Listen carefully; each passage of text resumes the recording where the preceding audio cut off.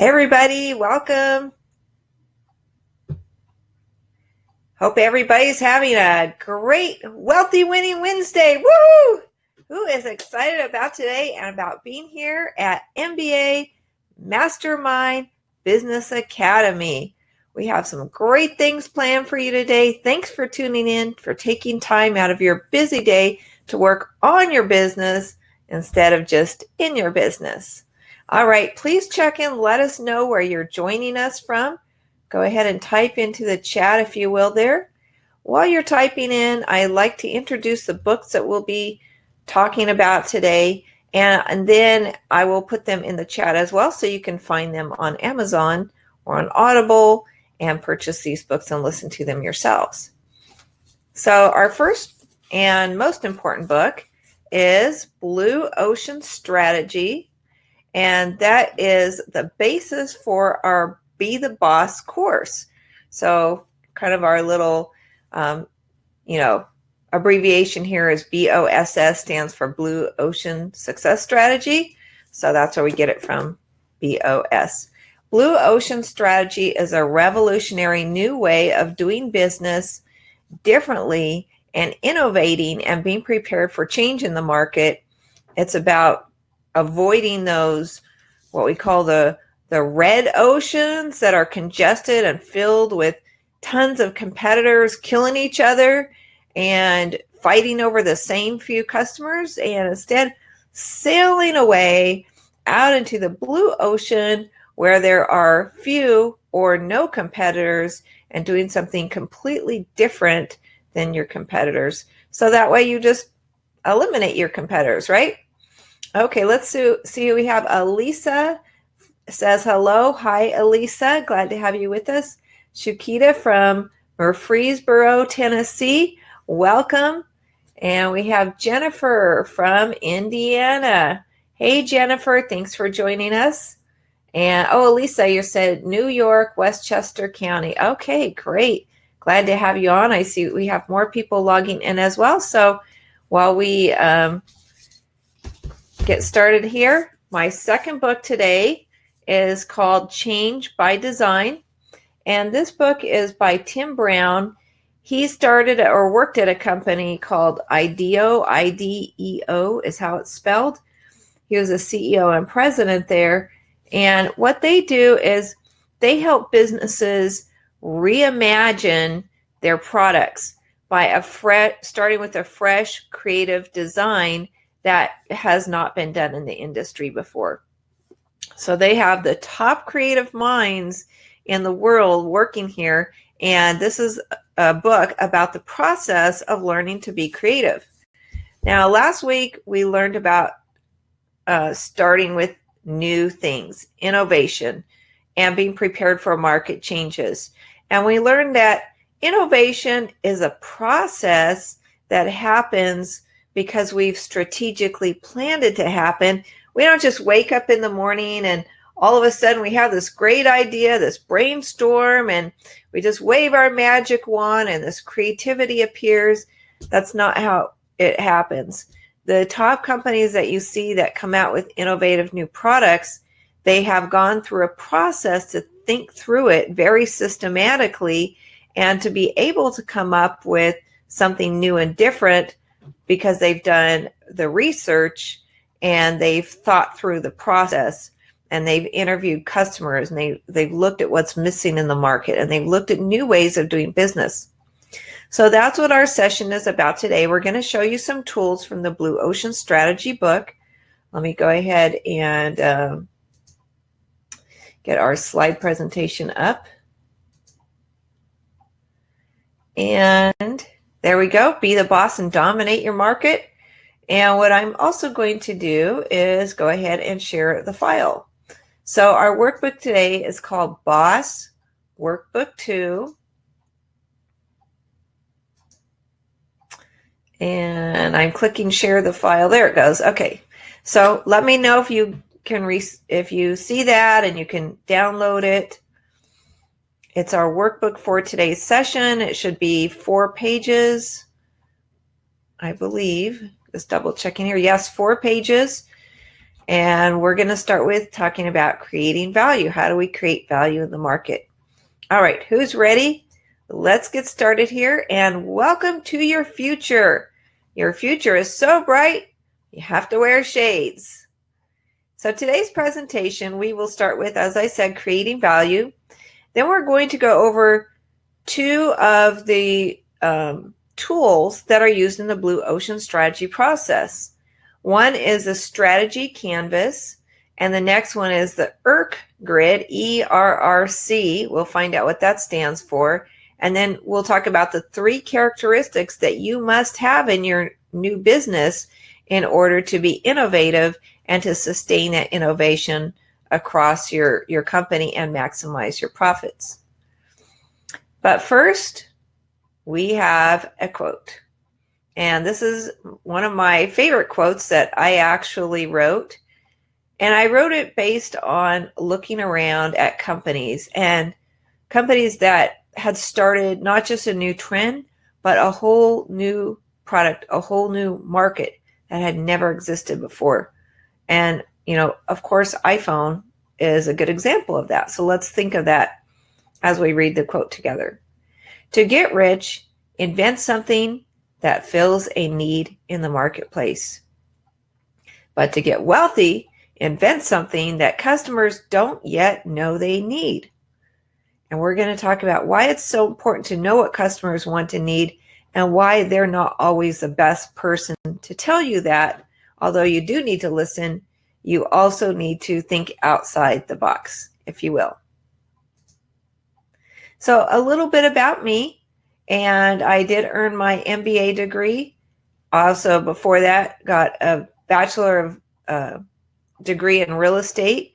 And I've had my real estate license for over 30 years now. The broker owner of a small boutique brokerage in Southern California. And my mission, just like yours, is to elevate the standards of professionalism in our real estate industry every day. Now, a couple of years ago, I got certified by Blue Ocean Academy to go through the Blue Ocean strategy process and be able to deliver this to you.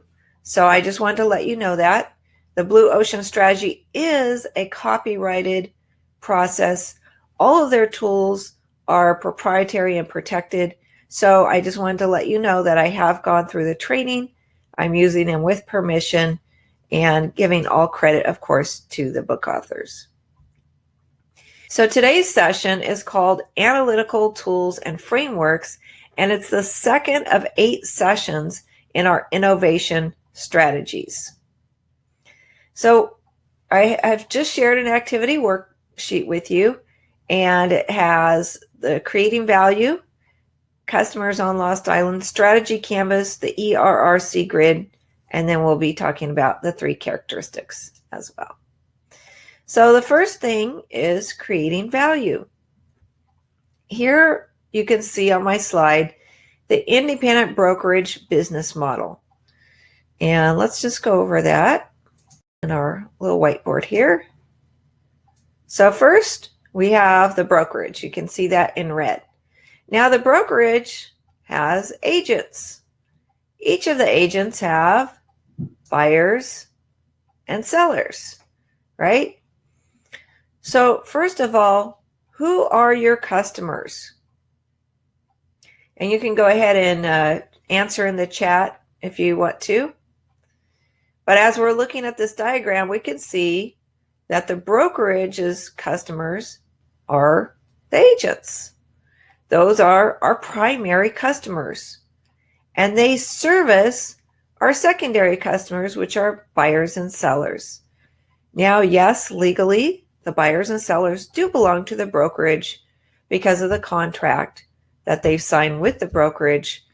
But we do have somebody in the middle, which is a salesperson, our agent, who services those buyers and sellers for us, right? So as we go through today's session, I want you to be thinking about 2 different types of customers. First are your primary customers. Those are your agents. Because without agents, you don't have your secondary customers, and those are your buyers and sellers. Now, last week, if you remember, we talked about lowering your operational costs and creating additional client value. And the intersection of those two is where your profit margin is really maximized. That's the innovation value.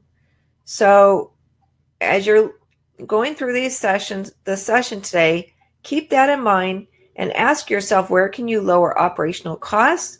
Where can you create additional client value? Okay. So now that we've seen the independent brokerage business model, let's take a look at the next business model, which is for brokerage that has multiple offices. Here we see one brokerage. Under that is the office manager. And then under each office manager are the agents, and they in turn have buyers and sellers. So now who are your clients? Well, now your clients, as the brokerage owner, are the office managers. And the office managers, they manage the agents, and then the agents have buyers and sellers. Let's look at this third business model, which is the franchise. So in this business model, you're the franchisor. Now who are your customers? Well, now your customers are the brokerage owners. Or if you're a brokerage owner, you still have to answer back to the franchisor, right? All right, so let's keep those in mind as we go through today's sessions. Let's take a little poll here, and we're going to talk about customers and what they need. We just said we have primary customers, we have secondary customers. What do they want and what do they need? And more importantly, what are they willing to pay for? So let's get this poll going. How do you determine customer needs and wants? So the answers available are number A, just ask them. Why not ask your clients what they want? Number B is a careful research process. And number C is, who cares what customers want? You're just going to offer what you offer. Oh, good. Nobody selected number C, which is great. We know that a business exists to serve customers, and if you don't care what customers want, you probably won't be in business very long. So let's talk about A and B. So yes, A is a great answer. We do need to ask our customers what they want and need.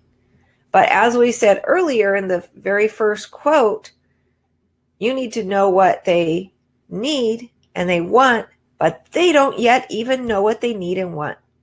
Just like with the iPhone.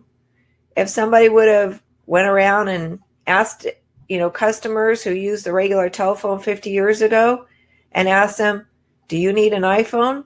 They would have all looked at you like you're crazy. But it came about because somebody took the time to research what customers wanted and needed that they didn't even know they wanted and needed. And that's part of our research process. So to create value, customers don't always know what they want. And sometimes what they think they want is not really what they want, or what they don't know how to express it because they don't know what they don't know. And that's our job as a business owner, an entrepreneur, an innovator, to find out what they want and need that they don't even know they want to need. So Henry Ford, who you can see his Model T first car invented here, he said, if I had asked my customers what they wanted, they would have said they wanted a faster horse. So, of course, he listened to his customers, but he didn't stop there. He thought about what the future holds, and he innovated to create something that had never been seen in the market before. Okay, Irene says, B can't come until A is established, then you can lead them to B. Okay, I think that is great feedback, Irene. So stay tuned, and we're going to talk about that some more here. So discovering customer needs and wants is a process. And the first part of the process is discovery. So that's where you give a poll, you study the market, do research, you have questionnaires and surveys, you conduct interviews with customers, and you discover what their needs and wants are. And then next, number 2, is that you create a concrete, tangible plan and you translate those ideas. Now, what they want and need might not always translate the way they think it should. So, for example, they might say, I don't like selling my house on the open market because it takes a long time and it brings a lot of looky-loos, and the process is confusing. There's negotiations and they sometimes fall out of escrow. So to us, we might think the answer is, oh, let's just make the escrow process better or faster. And that might not be the solution at all. The innovative solution might be, well, we have somebody here who can buy the house for you right now without having to have an open house, without having to do all those repairs. So think about, instead of just what they say they want, but think about other solutions to the problem as well. Number 3 is innovate, and that's where we create a prototype. So we say to ourselves and our leadership team, this is what the future looks like. Now, let's make a sample one and see if it actually works. So before we roll it out, we're going to check and see that it works. And the last one is refine it. That's where we test it. We know the first edition is probably not the final one. We know there are tweaks that need to happen, or maybe we need to scrap the whole idea and start all over again. That's where we get feedback and we find out what needs to improve. We have some type of way of measurement that we have in place to refine the process. Does that make sense, everybody? Hopefully that rings a bell with some of you. We're talking about customer research. What's a great way to do it? I love SurveyMonkey. You can give surveys, polls, questionnaires in a format that's easy to collect the data fairly and unbiased. And make sure that you have enough people that it makes your research worthwhile, right? Who are buyers and sellers? Well, of course, your current buyers and sellers, your past clients. Go to your database. You probably have hundreds, if not thousands of people that you've already serviced over the years. And then once you have your idea, we're going to go through the design phases. Now, this is from this book here, Change by Design by Tim Brown. And the 3 design phases are, number 1, inspiration. That's your motivation behind the activity. That's what started you on this path to begin with. And once you have your inspiration, the next phase is ideation. That's where you generate, you develop, and you test your new ideas. And then lastly is implementation. That's when you take your finished products to the market. So now we have an activity on your worksheet. This is on page 2, and it's called Customers on Lost Island. On this island, you're going to have primary customers and secondary customers, but they're stranded. They need your help to get off the island. So what needs and wants can you discover to get them off of the lost island and bring them back to what we call Pleasure Island, right? With all the amenities, and they're happy, they're joyful, they're satisfied, and all of their wants and needs are addressed that they didn't even know they had because you did your research. So take a moment to pull out your worksheet and fill in some of your primary customers' needs, secondary customers, and what else you can discover along the path. Now we're going to dive into the strategy canvas. That's the first tool we're going to talk about from the Blue Ocean Strategy. Now last week, as you remember, we had some examples. we had examples of strategy canvases. And for example, this is Cirque du Soleil. And we're going to turn our whiteboard back on here. All right, there we go. So in this example, the strategy canvas has two things. This is what a strategy canvas always has. And we're going to do one for real estate as soon as I finish with these examples. But we have competing factors and we have offering level. So let's look at the first one, competing factors. Competing factors means the factors that the industry competes on or what the company invests money in to be able to compete in the marketplace. So this is the horizontal axis. In this example, we have price, we have star performers, we have animal shows, aisle concessions, multiple show arenas. And you can see when in the circus, for example, right up here is the Ringling Brothers example. They had star performers, animal shows, aisle concessions, multiple arenas, and those were offered at a high level. But that was not what customers wanted. Customers often didn't care about those. So you can see over here, they did care about fun and humor, thrills and danger, and that is what is being offered at Ringling Brothers.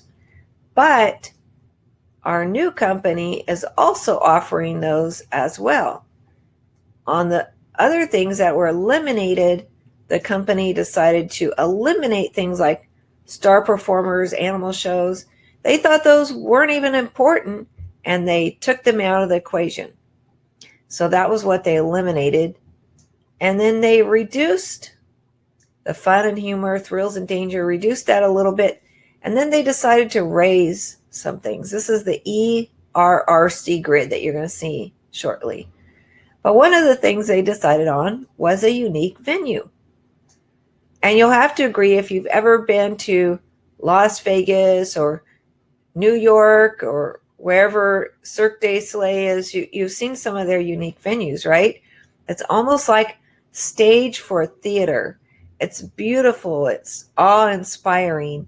And that is what they decided to raise the value on as compared to a circus. And then they did a fourth thing, which is they created new things that did not exist. You can see the red line in the red ocean. It doesn't exist. It stops there. And one of the things they decided to create was artistic music and dance. And anybody who's been to one of these shows, or even if you've seen it offered or advertised, you can certainly agree it is unique and it has completely revamped themes, right? And the theme is the other thing that's being offered. I don't think you can see it here, but this is the theme. So they decided to add something that had never been done before, which is create a new theme, add artistic music and dance. Okay, I know this example is not about real estate, but I hope that helps explain a little bit. But we're going to go on and do a few more examples of these to help explain this strategy framework here. Here is one with the Nintendo Wii. We discussed this a little bit last week, but you can see here's what the industry competed on: price, graphics, the specs, the online play, and the complexity. And those are things that the industry, which is the red bar, the industry had offered at a very high level. But when Nintendo invented their Wii, they said, we're not going after those customers. We don't need to have 14-year-old teenage boys. That's not our demographic. That's not our market. We're going to target non-gamers, people who don't normally play video games. We're going to target parents and young children and grandparents. And we're going to lower all those factors because our target audience doesn't care about those. Okay, so now what our audience cares about, is it easy to use, and is it a real life activity? And that's what we're going to invent our product on. The others, the red market, the red ocean, theirs are not easy to use. They're not activities where you get up and move around, and that's what we're going to change. So I hope that helps explain it a little bit better with the we there. Let me know if you have any questions. Go ahead and type those into the chat there. We do have another poll for you here. And now that we've gone through a few of these, can you start to see some factors that the real estate industry might be competing on? The answers are A, yes, it's very clear. I now see where the red ocean is. Or, okay, I'm starting to see a pattern. Or C is, no, it's not clear yet. And so let me know where you are. So we have some people saying, yes, it's very clear. Some others are saying, I'm starting to see the pattern. So that's great. I'm going to end that poll. One last example from the industry. This is Southwest. Now in Southwest, we know it's the discount airline, but it's more than just a discount. Southwest was formed in Texas to go from hub to hub in a short distance. Whereas most airlines were going on long airline trips, Southwest was not competing with them. They decided our market is non-customers, people who have never been customers before, people who instead of flying from city to city, they would be driving or taking the bus or the train. So that's our market. That's who we're going to compete with, is the bus, the train, the car. We're not going to compete with other airlines. So they said those people don't need fancy lounges. They don't need fancy seating choices because they're going a short distance. They don't need to be worried about the hub connectivity because they're just going a short distance. So these are things that, here's the red market, that the competitors all thought were important, having lounges and seating choices and all of these things. Whereas Southwest said, no, we're going to create a new market. We're going to eliminate those things because our customers really don't care about them, the customers we're targeting. But what they do want is they want friendlier service. And they also want speed. They want something that maybe gets them there faster without having to go through a bunch of connections. And they also want frequent departures. And that's the blue there that probably can't see the words there. So those are new things that they added that you can see. The red, the red ocean, the competitors either didn't think it was important, or in the case of frequent departures, they don't have that. They have, I know, like in our market, for example, Southwest in California, you can hop on a flight probably every hour going to Sacramento, every 2 hours going to Oakland, every hour going to San Francisco. So that is something that consumers thought was important, whereas the big airlines, they might only have 2 flights per day going to that destination. And consumers thought that was more important because, you know, if I'm going to just hop in a car and drive or hop on the train, why not just hop on the airline? It's just a short flight. Okay, so hopefully that helps explain a little bit there. And Irene, you said C. Okay, I see that. Thank you. Now let's look at, let's just review the strategy canvas once again. So at the bottom, we have our competing factors.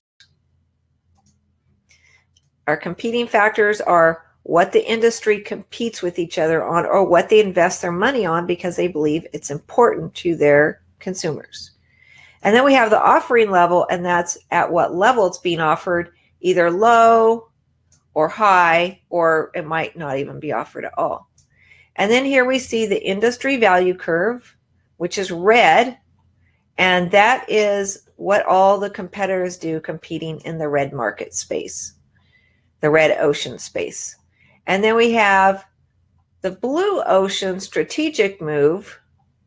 And those are companies that have chosen to do something different and compete on different factors than what everybody else is doing.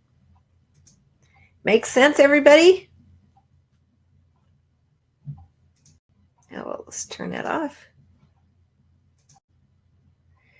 Okay. Clear. All right, my little, oh, there we go. I was going to say my transparency slider was stuck, but we got it. Okay. This is an example of a company that's a leadership management company. And again, one last example before we jump over into the real estate space. But you can see here once again, these are the red ocean of what all the competitors are doing. They're all copying each other and doing the same thing, competing head for head for the exact same customers, doing the same thing, competing on price or service.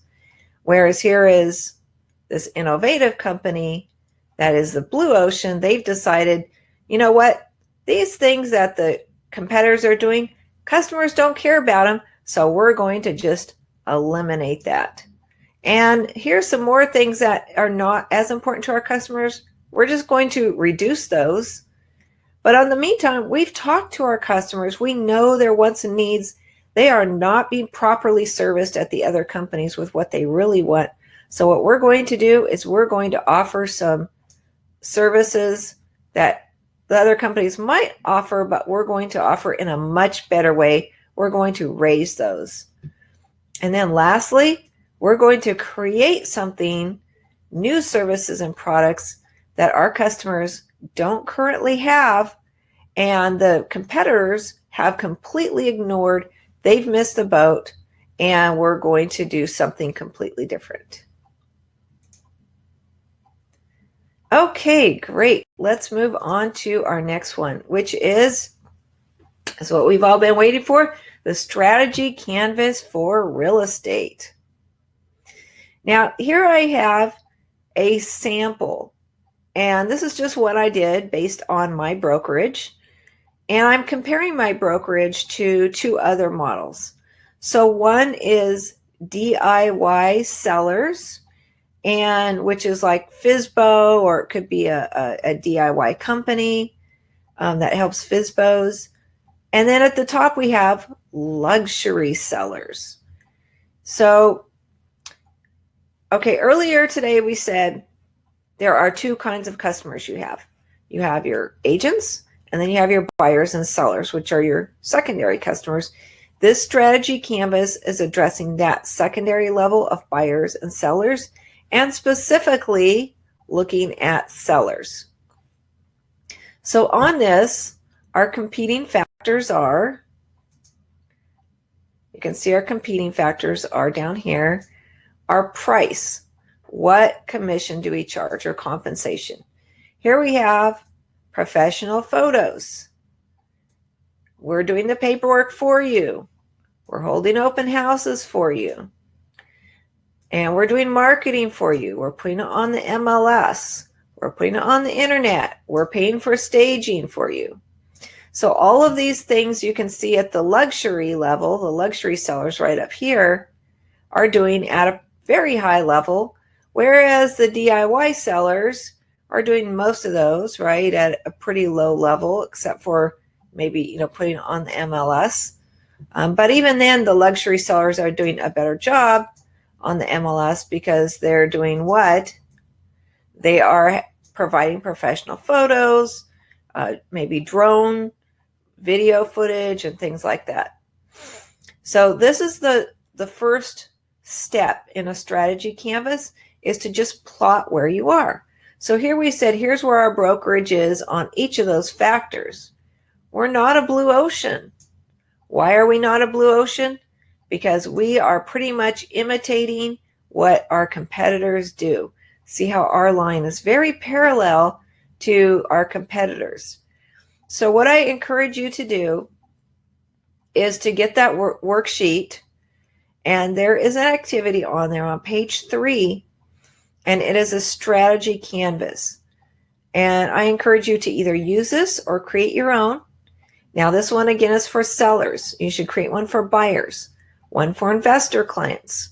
You should create one for your real estate agents. If you're a property manager, what about your owners who are your clients? Create one for each of them and look at each of the factors that you compete on in your industry and map out where you are as compared to most of your competitors. Now, last week we talked about our competitors. We made a little list of some things our competitors do, so you should use that in this to keep going there. If you're going to shift your strategy canvas and eliminate some of these factors or reduce them and introduce or create new factors in your company, you're going to have to know where you are now currently. So that's what this strategy canvas will help you do. So you're just going to go ahead and create a little dot, in each of these areas, depending on what you offer and the type of service that you have, right? And then you're going to just grab a pen and connect the dots. And forgive my uneven dots here and lines, but you get the picture there, right? So go ahead and do that. You can either do it now or you can do it when we're done with our class today, but that is something for you to start on. You might even want to use grid paper, and by using grid paper, you can do a separate strategy canvas for each type of service you offer. Okay, are we doing okay so far? Okay, Irene says, I like this. Woohoo! Yay, Irene! Our next tool that we're going to talk about today is called the 4 Actions Framework. We touched on it a little bit when we introduced the strategy canvas. So let's dive in now. The 4 Actions Framework is actually ERRC. So what that stands for is eliminate, raise, reduce, and create. So when we eliminate factors, those are things the industry has been competing on year after year, decade after decade.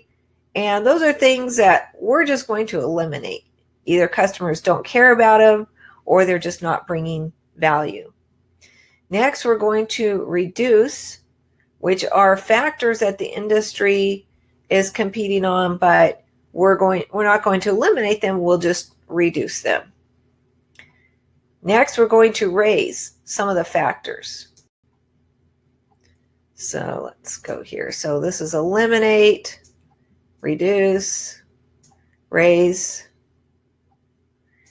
And the factors that we're going to raise are things that industry has made light of or hasn't done very well, but yet we deem those as very valuable to our customers. So we're going to raise those. And then lastly, here comes the innovation. We're going to create new factors that the industry has never offered, that nobody's ever thought of before or nobody's done successfully, and we're going to be different. And that's what we're going to compete on. And by putting all 4 of these in place, we create what's called the new value curve. Okay, let's take a look at this in action. So this is our sample ERRC grid. It stands for eliminate, reduce, raise, and create. And you're going to see this on your activity worksheet on page 4. At the very bottom is an opportunity for you to go ahead and write in what you think as it applies to your business. In the eliminate, we have an example here. Eliminate buyer's agent compensation from seller.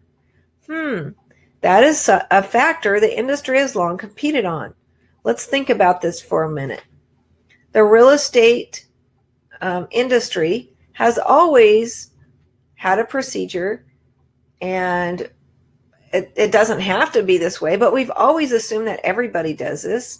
They go take a listing. When they take the listing, they automatically give part of that listing fee to the co-op agent, and they put it in the MLS to give that to the buyer's agent, right? But does it have to be that way? Can we eliminate that? That's something interesting to think about. Let's look at reducing. Here we have as an example, we'll put our whiteboard back on, internet advertising on third-party sites. Everybody seems to think that's the most important thing, is to be out there on the internet in 5 million places and plaster the internet with your listing. But is that really best for the consumer? And will that really help them? And is that really what they want? What about if you created a company that didn't do that? What would that look like? Here we have raise. So I brainstormed a few things that we really don't do in this business very often, but they could be extremely valuable to our customers. The first one I wrote down is education for buyers. Now, here's what happens so many times in the real estate industry, because agents, some of them are just desperate for business. And when a buyer calls them and says, hey, I'm in front of this house, 123 Main Street. Can you show it to me right now? And the desperate agent says, sure. They hop in their car, they run over, use their lockbox key, and they show the house to this buyer. They haven't sat down with them to do a buyer interview. They haven't educated them, set their expectations. They don't know if they're qualified. And worse yet, they don't even know anything about that buyer, if they're dangerous, if they could hurt the agent or anything like that. And think about it, you also don't have a way to get compensated because you haven't sat down with them and signed an agency agreement and a broker compensation or a buyer representation agreement. So wouldn't it be a great thing to be able to educate each of your buyers and send them through maybe like a buyer school or academy or a buyer class, right? Here's another thing that we don't often talk about, but client communication. Now, if you look at polls that are done by the Realtor Association and other sources, and they ask our customers what is important to them and what is their biggest issue with their agents, client communication always comes out at the top, because many times we don't have a regular system for communication. What if you could very easily and simply provide that value to your buyers and sellers by having a regular email system that emails them every Monday, every Wednesday, and every Friday with updates, or that prompted you to call them. Maybe on Monday you email them with the results of the open house for that weekend. On Wednesday you pick up the phone and call them personally, and then on Friday you have a report showing how many times their ad was viewed, how many agents viewed the house, offers received, and that type of thing. That is something so simple, and yet I don't even know of any real estate agency that does it on a regular basis of client communication. And yet that's at the top of the list for the clients. That's a good example of how we in our industry, we look at what everybody else is doing and we copy them instead of really speaking to the needs and wants of our customers. We have another one on here called agent professionalism, and that is a huge beef. Oh, Elisa says, we do it.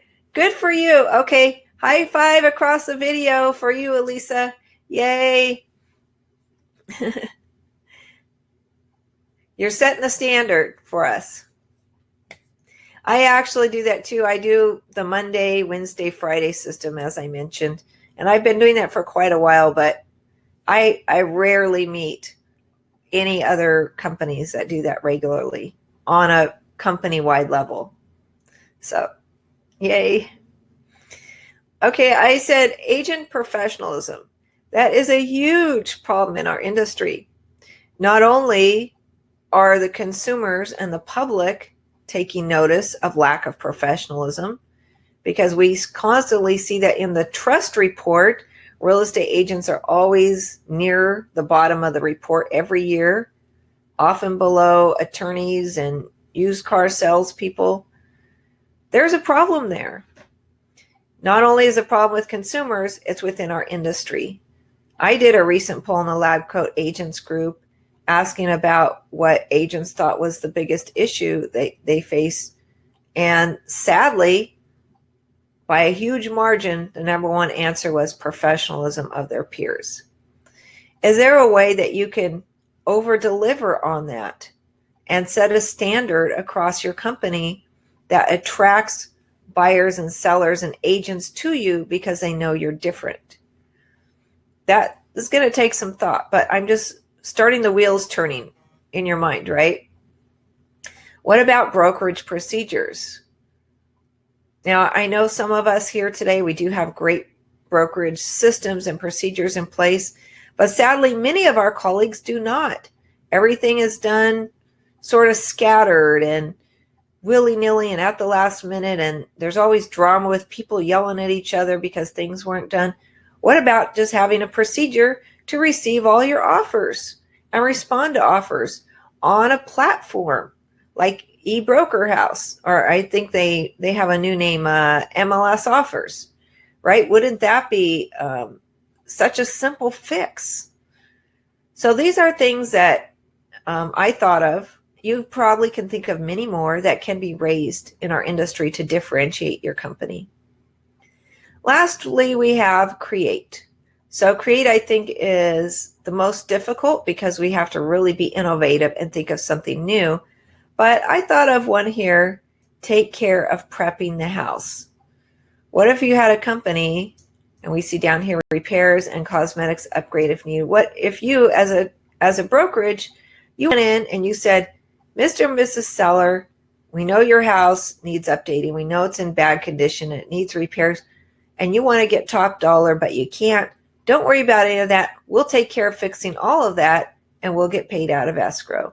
So don't worry about this or that, or, even if you have the money, because we'll take care of doing all of this. That would be something really revolutionary. I know there probably are a few companies doing this, but consumers are really not aware of that. It's not being done enough that it has created a movement in our industry. Okay, so that's the ERRC grid. Now let's talk about what differentiates you from your competitors. So we have a little poll for you. Does your lower price differentiate you from your competitors? Does your service and quality differentiate you? Or do you have a completely different business model? Now, we already have some answers coming in, which is awesome. But let's just talk about these answers. A, lower price. If lower price differentiates you from competitors, you're in the red ocean.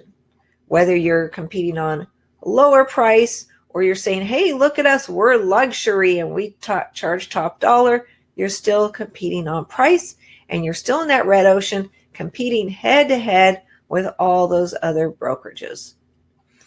If you say service or quality, again, you're just competing by offering better service, higher quality service than your competitors. You're still in that red ocean. But if you said C, business model, because you have a completely different client base than the regular real estate office, then that is the blue ocean. And that's what we're learning about. And we're putting on our creative cap to start thinking differently. And that's what innovation is all about. It is about thinking differently. So what are 3 characteristics of a good strategy? Now I'm going to take this from the book, the Blue Ocean book here.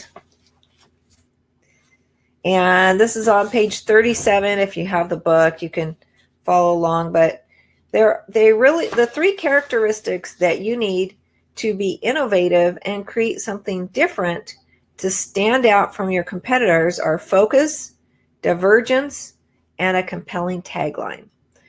Let me touch on those briefly. The first one is focus. Focus means you don't try to do everything. but you do one or two or three things and you do them very, very well. And that's what you're known for. And that's what your reputation is. Let's look at, for example, Southwest. Their three focus areas are friendly service, speed, in other words, getting you from here to there quicker, and frequent point-to-point departures. I think they do all of those very well. And they've become known for that, right? What is your brokerage known for? Are you known for we do everything for everyone in any city at any price point? Or are you very focused and people know what you stand for? Number 2 is divergence, and I also call that uniqueness. So when you're doing the strategy, right, as we saw on the chart there, if your line looks exactly, your value curve looks exactly like your competitors, then you're not divergent, you're not unique and different. You're doing the same thing as them. So divergent is a company that is unique and stands apart. Okay, so we're talking about Southwest. They don't have meals. They don't have business class lounges. They don't even have first class, right? So they have, a single value curve that stands apart. Now, the last one is a compelling tagline. And when we say tagline, it doesn't necessarily really mean a tagline. Like for my company, California Coast and Country Homes, our tagline is your dream home destination. But when I say tagline, what I mean is something that customers think of when they think of you.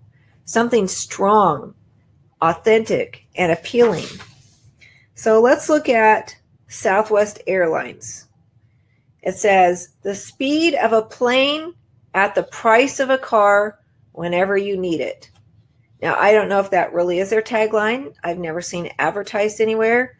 But we could all agree that is exactly what Southwest does, right? Southwest has the speed of a plane at the price of a car whenever you need it. When consumers or agents think about your company, what do they think the tagline is? What do they think that you stand for? And if they were to categorize you in their mind and, they had to suddenly choose a company, would they choose you because of what you stand for? All right. Any questions? Let's keep going here. Our last topic here is reading the value curves. And it's important to know whether your value curve is rather a blue ocean strategy. I think I'm safe to say that all of us here, when we first map out our value curve, we're not a blue ocean. That's why we're going through this process. You don't want to get caught in the red ocean in the industry where you're just competing with competitors, because what's going to happen? The market's going to shift. Everybody's had a great market for the last 5 years. It's been a good run. It's been going up and up, but it's not going to go up forever. We know that. So when the market shifts, will you be ready? Another thing you want to avoid is over delivery without payback. And what that means is continually providing more and more services to your customer without getting a return on that value. For example, we see some brokerages that say, we offer our companies 50 different tech tools. We offer this, we offer that, we do more, we do it better. But that's called over delivery, right? Most of your customers, the agents, aren't going to use those things, and it's just costing you a lot of money. So that's over delivery without payback. The next is an incoherent strategy. That's a company that doesn't know what they stand for. They're all over their board. They're up, they're down. They're high in this area, low in this area. A strategic contradiction or inconsistency is a company that offers a high level on one competing factor, but ignores other factors other things that support that factor. An example is investing heavily in your website, but failing to correct the site's slow speed of operation. So that's something to think about. And lastly is an internally driven company. And what that is a company that's always thinking in terms of from their viewpoint is the best way to say that. For example, using jargon that our customers don't understand or don't care about, and looking at it from our perspective instead of stepping outside the company, taking off our broker owner hat and looking at it from the shoes of our customer, whether that's an agent, a buyer, a seller, investor, or a corporate client. Right? Everybody getting this? Okay, great. Our goal is to minimize your risk. You're not going to eliminate the risk, and you're not going to compete on the risk, but our goal is to minimize it within using innovation, because hidden icebergs lurk below the surface, and as soon as you hit an iceberg, jaws will come out and the ocean will be bloody red all over again. So remember, change is coming. Be ready, be prepared, find those new customers, and differentiate yourself. So in summary, we learned how to create value with our customers. We learned about 2 tools today from Blue Ocean Strategy. One is the strategy canvas. The other is the ERRC grid and the 3 characteristics. Today's topic was from the book Blue Ocean Strategy, Chapter 2. So if you have the book, be sure to review Chapter 2. If you listen on Audible, I think that's great. I do as well. I also like to get the book, especially when it has graphics and drawings and financial figures in it. This book does have some graphics in it, so you can listen while you look at your book. Or if you're listening in the car, you can, carry your book with you and pull it out when you get to your destination. And then we have Change by Design with Tim Brown. Again, another awesome book about learning to think differently. Any questions today? Let me know if you have any questions. Oh, yes, don't let me forget, Goal Achiever Daily Planners, whether you want to get one for yourself, your agents, or you want to buy a whole bunch of them for your entire real estate company, all of your agents. We do require a minimum order of 15 if you want a custom cover with your brand, your logo, your colors on it. The great thing is you can give that to new agents when you hire them, and they'll think you're really on the ball, and they'll be more apt to finish their goals because this planner does walk them through the process of setting goals, measuring them, and staying on them every week. So it's really awesome. Last but not least, we do have our 2019 Start Strong Masterclass. It's not too late. I know it's mid-February, but it's not too late to start up, power up, and scale up to a really awesome, profitable 2019 year. And I'm going to go ahead and share that offer as well. And that is, okay, it's our 12-class master class. The price is $590, which is actually a really good deal because each class individual is $99. So to have a bundle of 12 for $590, you're saving over $500, which is great. But we have an even better deal for you today, which is half price, $295 for all of our classes. And in addition to that, you're going to get some interviews. You'll get all of the notes, the handouts, activities, the bonuses, resources, all of that come with it, along with some video interviews that we're going to be adding in next month. So that's our secret 24-karat sauce. Grab your offer today. And what else do we have here? Oh, this is the same thing. It was an 8-course bundle. It is now a 12-course bundle. And you can see in the link there, I'll go ahead and put in the... I'm going to go ahead and also put in the links to today's book. So let me put those in the chat. Okay, there's the links for today's books. You can actually just click on them from the chat. And I will also put in the special for today, because some of you may not have access to click on the offer that popped up, but we have.